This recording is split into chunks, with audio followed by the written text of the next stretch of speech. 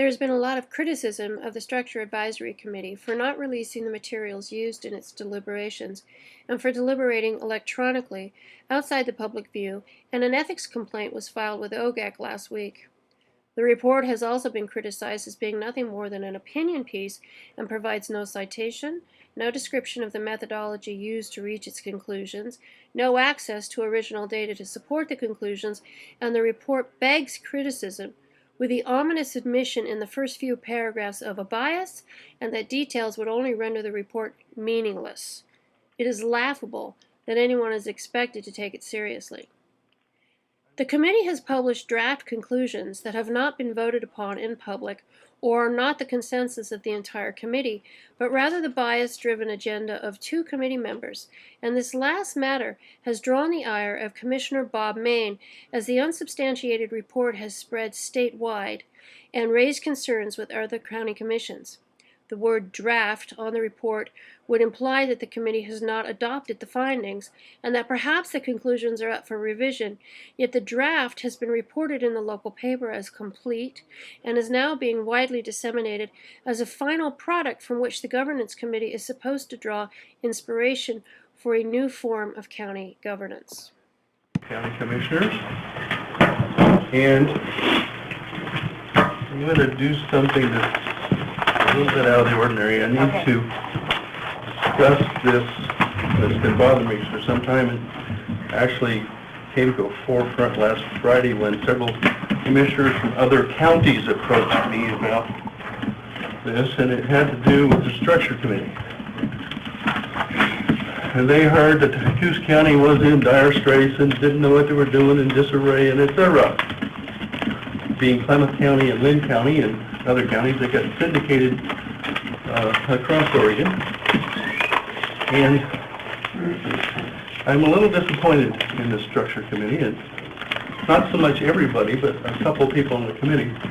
They released the draft report, draft only, to the press without even presenting the report to the Structure Committee first, or to the Commissioner. Now, if I were the CEO of a corporation and one of my employees did that, they'd be down the road in 5 minutes. Highly improper to do that. Not only that, the report I read was,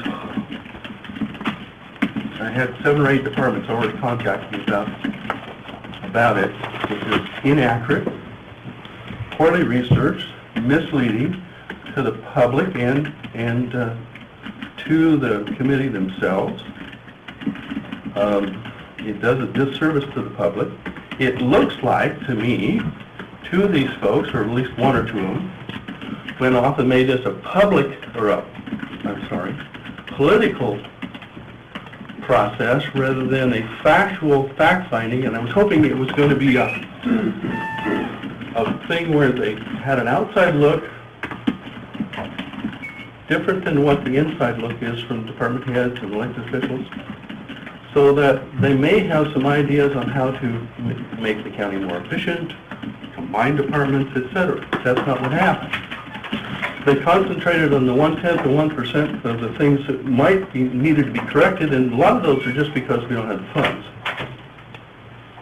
The 99.9% of the things that the hardworking people of the county do right was totally just kind of glossed over. And one of my liaison departments, the DA, I called him up after I read the report, the draft report, said, "You never mentioned you needed more investigators." And he said, "Well, they didn't even talk to me. If anything, if we had the money, I'd like some more deputy DAs." Just an example. Another thing is that we need to be freed up to be set policy. Most all the time, with few exceptions, the county runs under the laws of the state of Oregon. We're not a corporation just going out and setting policy. But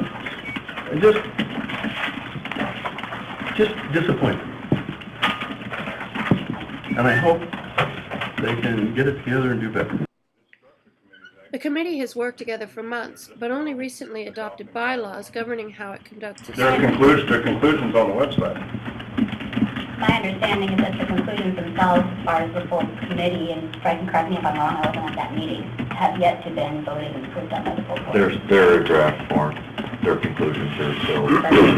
So these are still discussions going on, perhaps in private again. But I'm not aware of any still discussions no. in private.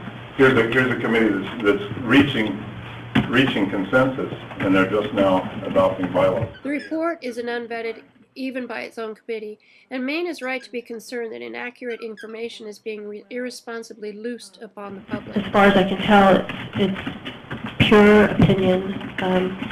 It's not what I would call, a traditional study report or an assessment.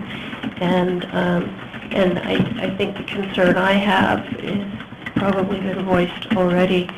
How much weight are you going to put on the opinions of a few individuals? And number two, are the staff, I do know from some staff members that they have taken issue with some of the points made about their particular department. They feel that the opinions didn't accurately represent what they were trying to convey in their interviews and so forth. Is there going to be an opportunity for the staff to come back and counter this opinion piece, 14 pages of opinion? With regard to the Structure and Organization Committee, I just got to say a couple of things there. One is that I think we need to keep all that in perspective about what that process is, and that's just one piece, in my mind anyway, of the information gathering process. And essentially, their charge was initially to go out and define what the issues are. And frankly, I think they've done a really good job of that. They've got a public discussion started with it. They're not going to be the only public discussion, but they're going to bring information. Their report will bring information back to the board for our discussion and review and contemplation. I think that it is probably the most comprehensive look at Coos County government that we've seen probably ever, certainly in my memory. With let's let this process work and don't get hung up on trying to shoot the messenger. In fact, it's the message rather than the messenger that's at issue. At Tuesday's BOC meeting, I raised the matter of holding public hearings to find viable revenue solutions to anticipated budget shortfalls and referred to the Governor's Task Force on Federal Forest Payments and County Services issued in 2009. The problems detailed in the report are complicated and would benefit from a wide range of experience and expertise that might emerge from public hearings held after work hours, but the Commission did not show any enthusiasm for inviting the public to discuss the recommendations made in the report. Instead, Maine said they have invited and would welcome recommendations delivered to the board. Later, Commissioner Fred Meserly affirmed this sentiment, asking for written reports, but acknowledged the reports might just get shuffled around on the desk. The county, is casting about looking for ways to bring in new revenue here, exploring the Coquille tribal management. We've looked into carbon credits, although it doesn't look like that's going to fit the county very well. And the task force report from 2009, which I know Bob's read. I don't know if the other commissioners have read it. I haven't read all. It's 150-some pages. I read it all, and there's some really good stuff in there.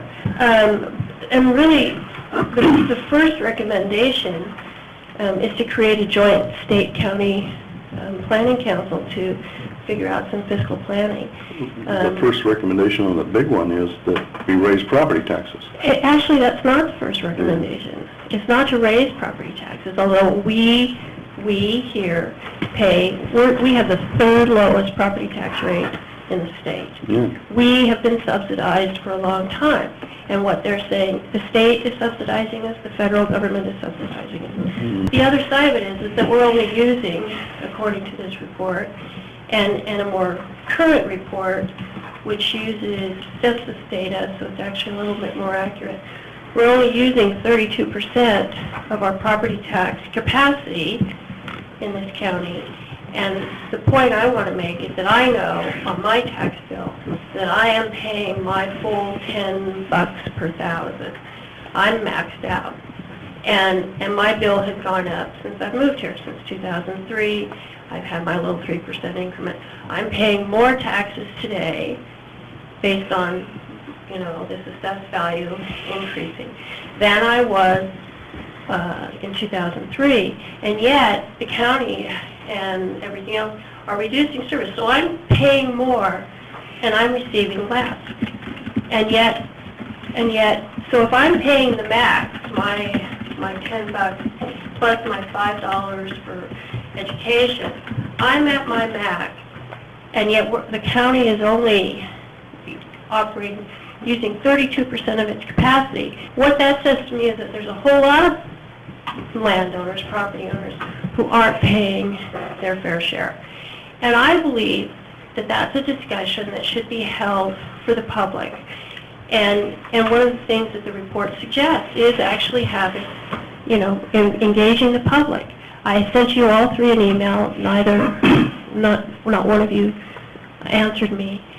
Would you be willing to hold public hearings to discuss the many different recommendations in the task force report and other possibilities other than just the few things that you appear to be focused on? We, the public, would like to be involved. And why can't we have some hearings? This is serious stuff. You know, the county's in trouble. You guys keep saying it's really in trouble. Why don't we hold some hearings that discuss some of there were a whole collection of possibilities in here.